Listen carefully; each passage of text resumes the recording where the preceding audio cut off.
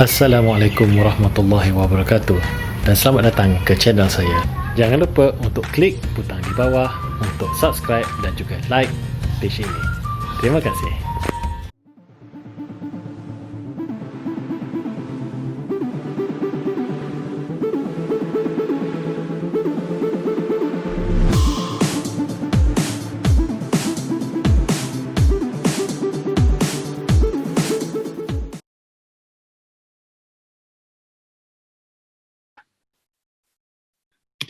Okey.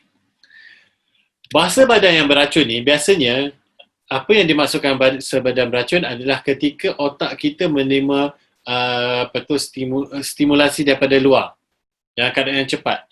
Kadang-kadang tu kita tak perasan tapi otak kita dah menerima semua input yang diberikan. Kadang-kadang benda yang kita tengok pada anak mata kita pun kita perasan yang kat tepi ni, okey, orang duk parti, muka macam tak puas hati ke, okey. Benda ni otak kita dah bagi input dah pada kita. Jadi antara kita nak menerima ataupun kita just let it go je, lepaskan biarkan begitu saja, itu yang bergantung pada keadaan dia macam mana. Okey. Dan paling penting apabila tiba-tiba benda tu yang datang secara mengejut dan membuatkan kita tumpu hanya pada yang tu saja. Okey. Yang tu yang kita akan jadi macam tumpukan perhatian dan kita akan fokus kat situ sekejap.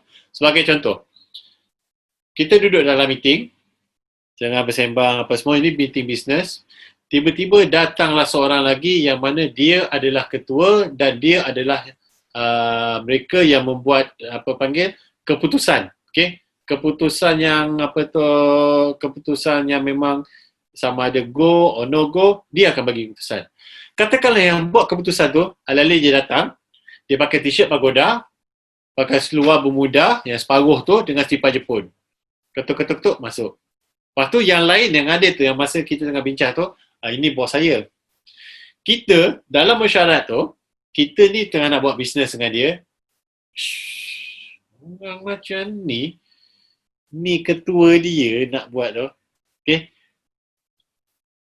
Akibat daripada impak kejutan yang kita terima di situ, kita pun akan jadi macam ada second thought, fikiran yang kedua. Aku nak teruskan ke? Takkan nanti kan kalau buat nanti payment pula tak ada, payment pula delay, alih-alih tak jadi. Dia ni tahu ke pasal benda ni? Okay? Jadi itu ada kejutan yang terus kita akan buat assumption pada situ. Kita akan membuat andaian pada orang tersebut.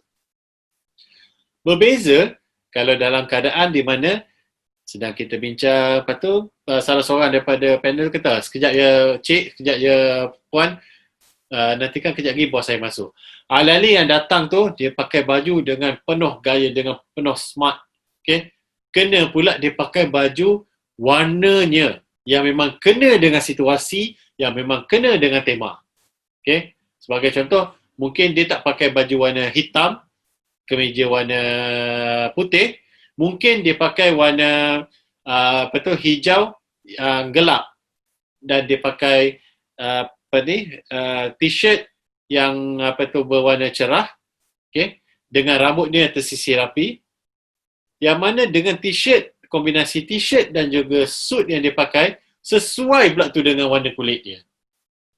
Kemudian dia tengok jam, minta maaf saya sedikit terlambat kerana saya ada urusan yang lain. Okay. Bila kita tengok pula aksesori yang dia kenakan tu pula, memang matching. Kita nampak dia punya tone dia sama je. Okay? Bila kita sebut pasal tone dia sama ni, nampak macam matching je. Katakanlah kalau yang kita berjumpa ni seorang perempuan, okay? Dengan dia punya handbag, dengan dia punya tudung dia, okay? Kita nampak matching je. Bila pandang sekali pun nampak macam, wow, je ni ada gaya. Okay? Itu memberikan impact yang sungguh tinggi. Dan kejutan yang diberikan tu juga akan membuatkan kita rasa lebih confident untuk meneruskan berurusan dengan orang tersebut. Okay. Dan seterusnya, bahasa badan beracun ni, of course, kita kena elakkan. Jangan ada bahasa badan yang beracun pada diri kita sendiri.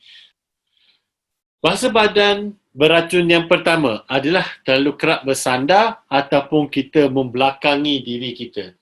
Okay, kita menjauhkan diri kita. Sekarang ni, sekiranya kalau perasan, sepanjang masa perkongsian ni saya cuba mengelakkan badan saya terlalu jauh daripada kamera. Apabila kita bercakap pula tu, kita selalu ke belakang macam ni, macam tak ada minat. Macam, nak bercakap ke tak ni? Nak berkongsi ke tak ni? Okay? Bagi kawan-kawan yang mendengar pun rasa macam, dia ni kenapa makin lama ke belakang ni? Bila kata ke depan, jangan terlalu depan sangat. Bila terlalu depan sangat ni nampak macam agresif. Dan satu lagi, bila terlalu ke hadapan, nampak seolah-olah macam kita cuba berkonfrontasi. Okay? Adalah baik sekiranya kita, terutama sekali sekiranya mungkin ada kawan-kawan nanti yang ingin membuat perkongsian melalui online, mengambil jarak yang sesuai antara diri sendiri dengan kamera.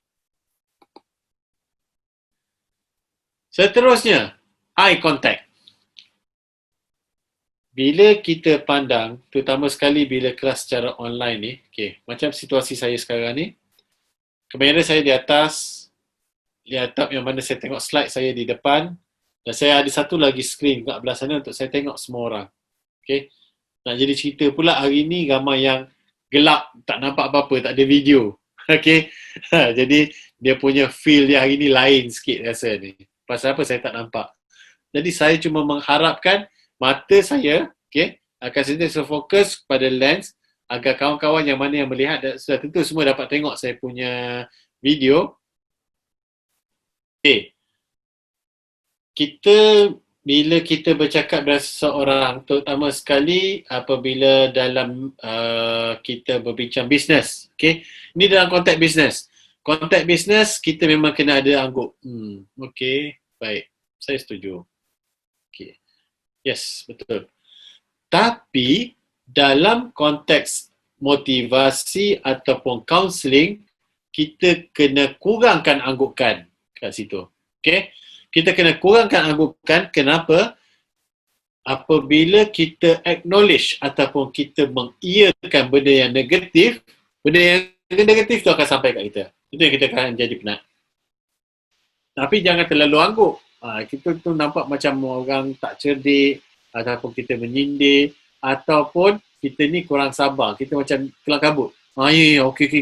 Kita nak belah. Itu yang kita kena elakkan. Antara orang kata, yang ni elok, yang ni tak elok apa semua, kita tunjuk dengan tapak tangan terbuka. Ada kat sana. Silakan. Dan bila kita cakap macam ni, bila memberikan peringatan pun, kita menggunakan tapak tangan yang terbuka. Bila kita buat macam ni, ingat ya, jangan buat lagi. Saya minta tolong, ingat ya, jangan buat lagi. Kita pun rasa lain. Saya cakap dengan kawan-kawan, ingat ya, jangan buat lagi. Teringat ya, jangan buat lagi. Beza. Tanggapan, penerimaan pun akan jadi lain. Dan biasanya, kita pun tak ada rasa macam offended. Kita tak ada rasa macam berkecil hati. Sambil cakap dengan tapak tangan yang terbuka. Itu yang sebaiknya. Menyelup tangan dalam saku. Kaedah untuk kita masukkan tangan dalam dalam poket tu, itu dia ada style yang tersendiri. Kalau kita tengok yang kebanyakan model-model untuk model-model pakaian untuk nampakkan lebih rugged, nampak lebih cool, biasanya mereka akan mengeluarkan ibu jari. Masukkan 4 jari ke dalam poket dan mengeluarkan ibu jari kat luar biar nampak cool, nampak rugged.